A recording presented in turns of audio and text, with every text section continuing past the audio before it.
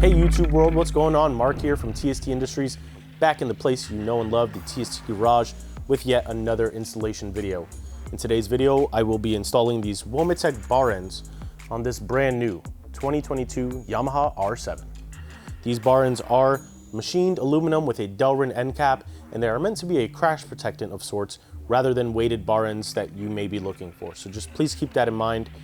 These are available with different color add-ons. So by default, when you purchase them, you will get black bar ends. But as you can see in front of me, we have blue, gold, red, and silver. Those are nice little accents that you can add on to bring some pop to your bars. This is a pretty straightforward installation. All you need is a 5mm hex key, a little bit of patience, and some brain power, and you'll be good to go. So without further ado, let's go ahead and jump right in. So to begin this installation, obviously, you will need to remove your OEM bar ends. You're gonna take your 5mm hex key, insert it onto the bolt, and twist it until it removes. Voila. It's seriously that simple. However, you're gonna go ahead and reinstall these Womet-Tech bar ends, and if you bought some color options, well, that's what I wanna show you.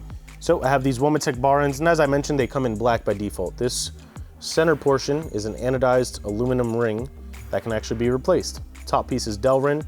This is a consumable material similar to the engine slider and frame slider pucks.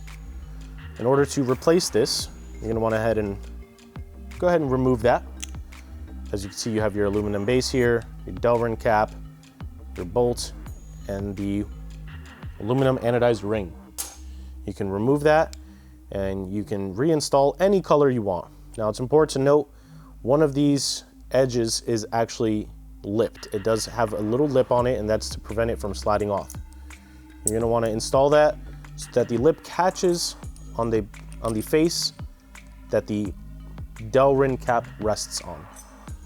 If you install it improperly, it will look like this. You won't be able to go any further. Then you're gonna go to install it and you're gonna say, I don't know what happened, you guys sent me the wrong bar ends. So just be sure you're installing that properly. Should you run into that issue, flip it 180 degrees, you're good to go. At this point, we can go ahead and install this bar end.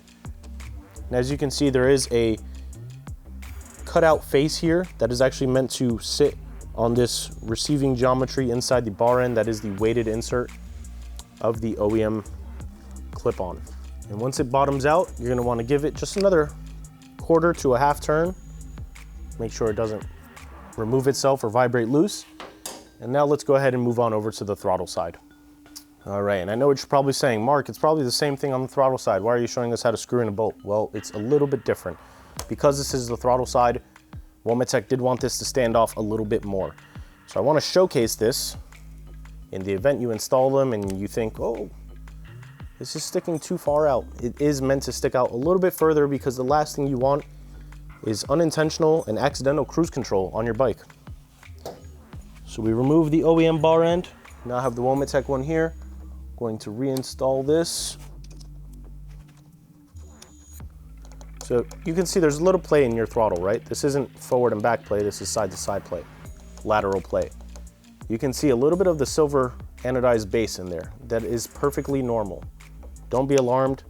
Now that this is bottomed out, again, we're gonna take it a quarter to a half turn extra. Make sure it's nice and snug in there. And this installation is now complete. All right, now with that bottomed out and tightened down, want to go ahead and test your throttle, make sure it spins freely and returns freely. It's not getting caught up or bound up. You are all good to go. All right, and as you can see, this installation is complete and it added quite a bit of color to the front of the bike, but more importantly, it did add some crash protection. Now it's important to note, I feel obligated to tell you all, these anodized rings are not meant to match any specific manufacturer color code or anything of the sort. This blue just happens to match this blue fairly well, but as you can see, it does not match this blue. The red is not meant to be Ducati red or Honda red, and gold is not meant to be Olin's gold. So when you're purchasing these colors, please keep that in mind. These are just arbitrary colors that Womet-Tech has come up with, these color codes, and they do a great job at trying to standardize them. But if you like the way they look, you can check these out on tstindustries.com along with all of the other products we have for the new Yamaha R7 and a plethora of other bikes. As always, hit that subscribe button. Don't forget to turn that notification bell on. If If you have any questions, comments, concerns, leave them down below. We'd love to hear from you. Check us out on Facebook, Instagram, Twitter. And for now, this is Mark from TST Industries. We'll catch you guys next time. Ride safe.